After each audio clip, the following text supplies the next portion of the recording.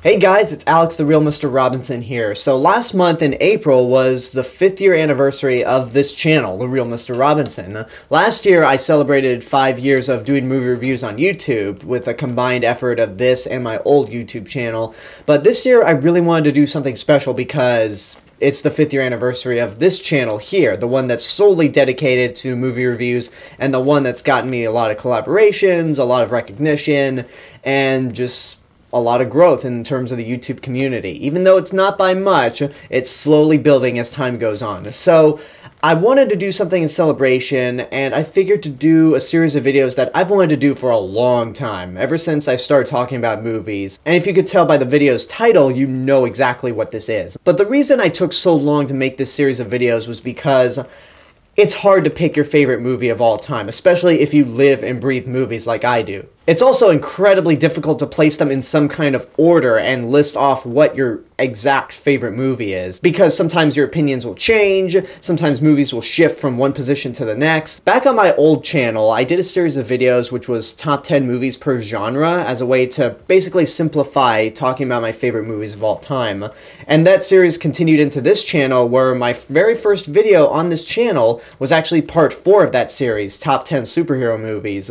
But I just kind of abandoned that list after a while. But I wanted to bring it back, but this time really spend time thinking about it. So this is it. This is where we are now. I've spent months and months thinking about this, but I finally narrowed down my favorite movies to 100 picks. So this is going to be a 10-part series of videos coming out every month until the series is over. So here we go. Without further ado, here's part 1 of my top 100 favorite movies of all time. These are the movies that have stood the test of time, have really blown my mind, and get better the more I watch them. So let's just hop right into it now.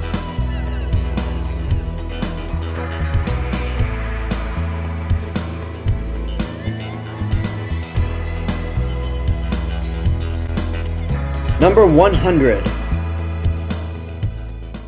The Beast from 20,000 Fathoms. This movie right here is the prototype for what Godzilla would eventually become. In fact, this movie came out in 1953, 1 year before the original Godzilla. It's basically a giant reptilian monster is awakened by a nuclear bomb testing and wreaks havoc across a major city. That's all you need to know, just like with Godzilla. It's not as deep as the original Godzilla and doesn't really have the emotional drama that helps carry that movie. I mean, the human characters are really not that interesting here and kind of forgettable, but what really drives this movie is the stop-motion animation by Ray Harryhausen. This was the first movie that he did by himself, and I mean that in 2 ways. One, he was a protege to Willis O'Brien when working on Mighty Joe Young, and 2, he did this all by himself. He had no help, he didn't have any other crew members on board. Every bit of stop-motion animation you see from the Rhedosaurus is all him. He did it by himself, worked countless hours, and I just can't imagine how anybody could do that without going insane. But it's a marvelous effort, and it results in my favorite Ray Harryhausen film. Number 99. Tim Burton's Batman. This right here is the best Batman movie ever made that does not star Heath Ledger. What I love about this movie that the Nolan movies seem to lack is the visual style. It is just a gorgeous movie to look at. I mean, it's a Tim Burton movie, so you know it's going to have a very cool look. You know the production design is going to be outstanding. And as much as I love The Dark Knight, this right here is kind of my definitive Batman because it's gothic, it's stylistic, the Danny Elfman score is phenomenal and gave us the official Batman theme. No other composer has been able to come up with a Batman theme better than this. Jack Nicholson is great as the Joker, even if he is playing Jack Nicholson. And Michael Keaton himself is, for me, the perfect Batman because he's so natural as Bruce Wayne and unassuming. And then as Batman, even though he can't really move his head without moving his entire body, he has a very natural voice and can be very intimidating. Sure, it can be a very outdated movie, especially with the Prince songs, but this movie really was a game changer in terms of the genre, and much like with Richard Donner's Superman, proved that these comic book movies can be really good. So I absolutely love Tim Burton's Batman. Number 98. James Cameron's The Abyss. This is one of James Cameron's more underappreciated movies, because when we think of him, we all think of stuff like Avatar, Titanic, Aliens, The Terminator, but The Abyss is really an interesting and unique film. It is science fiction, but you really don't get a sense of that until much later in the film. For a lot of the time, the movie plays on claustrophobia. It kind of works in a way like Alien, except you're underwater this time around. The music's good, the characters are really good, Michael Biehn is pretty terrifying and intimidating as the film's villain, and it features some groundbreaking CGI before the T-1000 in Terminator 2. The only problem with this movie is that it has yet to be released on Blu-ray, and it's got to. It's one of James Cameron's best films, and if you ever get around to watching The Abyss, make sure to watch the director's cut, or the special edition as it's known as. You'll have to watch it for an extra 30 minutes, which makes the movie clock in at nearly 3 hours, but it's worth it. It's the better version of the film, and definitely an underappreciated gem. Number 97. The Lion King. I know some of you might be gasping right now because The Lion King is so low on this list, but I love it enough to put it on the list. What makes The Lion King so great is that it's a massive movie. It's grand in scope, it's a timeless tale that's pretty much the lion version of Hamlet. The score by Hans Zimmer is really good, and it's the only score that he won an Oscar for, and the songs by Elton John are great as well, and it's just got a lot of great moments to it. The animation is gorgeous, and the characters are all iconic, and they're all great. This was actually a Disney movie that I didn't grow up watching as much as some of the others, but when I saw the movie in its 3D re-release in 2011 with an adult perspective, I just gained a massive appreciation for The Lion King, and it's truly one of Disney's best. Number 96. It Follows. For me, this is one of the best horror movies of the decade, and what I love about it is that it's a throwback to slasher movies of the 80s, but it doesn't really come across as in-your-face about it. All the references to the 80s are very subtle, and it manages to work as its own film in a way. It's rather terrifying. It's a pretty intense movie, and there are two elements that make this as intense as it is. For one, the score by Disasterpiece is great. It's that classic 80s John Carpenter synthesizer type score. I absolutely love it.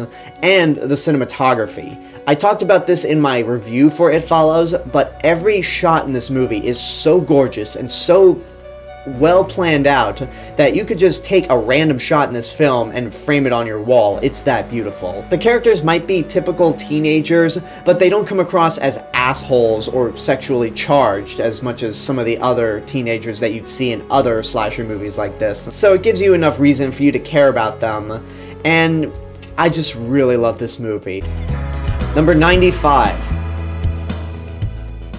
A Muppet Christmas Carol. I already reviewed this movie last year in my set of Christmas reviews, but this really is my favorite interpretation of Charles Dickens' A Christmas Carol. For one, I was already so familiar with the Muppets, but this was the very first Muppet movie that I saw, and it was my first introduction to A Christmas Carol. The songs are all iconic and memorable, the score itself is very charming, Michael Caine is the best Ebenezer Scrooge that I have seen, and the reason he's my favorite Scrooge is because he's acting against a bunch of Muppets, but he's taken this seriously. He's acting like this is a real interpretation of A Christmas Carol, and in a way, it does. It's very faithful to the book. It has its creepy moments that the book is known for, but it's still the Muppets, so it has that lighthearted feel, and all the puppeteering work on the Muppets is outstanding. I really can't think of many flaws. I just regret that I didn't give it my get off your ass and go see it now rating when I reviewed it last year. So there you go. That's the Muppet Christmas Carol, my favorite interpretation of A Christmas Carol. Number 94. Mothra. I can't believe I'm already talking about something Godzilla related again, but in between Godzilla Raids Again and King Kong vs. Godzilla, Toho was experimenting with a lot of their own original science fiction and creating new monsters, and for me, Mothra is not only the most unique movie that they made during that time, but it's the best. What makes Mothra stand out from all the other science fiction movies they were making is that the villain of the movie is not the monster itself, and the concept and tone of the movie feels very much like a fairy tale. Mothra is only going on a rampage throughout Japan because she's trying to protect her twin fairies, who were kidnapped by the film's villain, a greedy corporate businessman by the name of Nelson. The score is really good and gives it that fairy tale feel. The design for Mothra is very unique, and the special effects used to bring her to life are pretty seamless, especially with the larva. And the characters are great, ranging from Hiroshi Koizumi's scientist character to the reporter and the photographer, and especially the Mothra twins. There's just so much about this movie that I love. I've seen the Riff Tracks version of the English dub, and while I like it a lot and I laugh my ass off at it, if you've never seen the original Mothra in its original Japanese form, give it a watch because it is really one of Toho's best. Number 93. District 9. It's really sad to say that Neil Blomkamp has only made one good movie. But the one good movie that he did make was so good that it ended up on my top 100 list. What really sells this movie for me is the fact that it looks so good, and it cost only $30 million. When you have somebody look at this movie and then you tell them that it cost $30 million, their first instinct might be to go, no fucking way, this looks like it cost $100 million. But not only did it cost $30 million, but the special effects are outstanding, and it's a nice reversal of the alien invasion, where the aliens come down to Earth, but we, the humans, are the hostiles. Sharlto Copley is phenomenal in this role. I do love the fake documentary style because it adds a little more realism and grounds the movie a little bit. And the action is just downright phenomenal. It can go downright RoboCop at some points, without ripping off RoboCop like Neil Blomkamp would eventually do with Chappie. But sticking to District 9, if you've never seen this, it's phenomenal. Go check it out. It really is one of the best science fiction films of the last decade. Number 92. The Land Before Time. Ooh, I can tell a lot of people are pissed off at me for putting this over The Lion King. Let me say this right now. I watched The Land Before Time as a kid more than I did The Lion King, and dinosaurs are my kryptonite. But getting past all that, The Land Before Time for me is Don Bluth's best film. The animation is rough and raw, but it fits Don Bluth's style, and there's just a lot of detail within the animation. On top of all that, it's just such a great story. A bunch of young dinosaurs get separated from their families and have to join forces to try to find them, while constantly being chased by a Tyrannosaurus Rex, or a Sharptooth as it's known in this series. All the characters are iconic, and I remember all of them. Littlefoot, Sarah, Ducky, Petrie, Spike. They're all very different, they all have their defining characteristics, but they all managed to work together and accomplish this goal. The score by the late James Horner is phenomenal, and I just absolutely love this movie. Despite the numerous and endless and shitty direct-to-video sequels that came from this movie, The Land Before Time will always, for lack of a better word, stand the test of time for me. And I don't think there was any other way I could phrase that. Moving on. Number 91. The Lord of the Rings trilogy. It was really hard for me to pick just one, because I feel like all these movies are dependent on each other. If you really want me to say what my favorite of the series is, it's Fellowship of the Ring. It has the better opening, the pacing is just a little better, and because it was the first movie, it just served as this phenomenal introduction to the world of J.R.R. Tolkien that Peter Jackson was able to capture phenomenally. The Two Towers is fantastic as well. It introduced us to Andy Serkis as Gollum, who to this day is still an incredible special effect, and the Battle of Helm's Deep is just outstanding. And Return of the King is great as well. It's an amazing capper to this epic story, even though the ending goes on for way too long and there are too many endings. But again, all these movies are dependent on each other. You can't watch The Two Towers on its own, nor can you do it with Fellowship of the Ring or Return of the King. So I just meshed them all together because it creates one grand epic story. It has an amazing look to it, the characters are great, and it's gained a lot of recognition for winning a shit ton of Oscars, especially with Return of the King being the only fantasy film to win Best Picture. For me, I'm more of a Harry Potter fan, but I absolutely cannot deny that the Lord of the Rings trilogy is grand in every sense of the word. And there you go, there are my favorite movies from number 100 to 91. I'll be back next month with number 90 to 81, so I hope you enjoyed this list. Leave a comment down below and tell me what your thoughts are on these movies. What are some of your favorites? Do you agree, disagree? Don't forget to support my Patreon page, follow me on social media, and until next time, this is the Real Mr. Robinson telling you there is only one.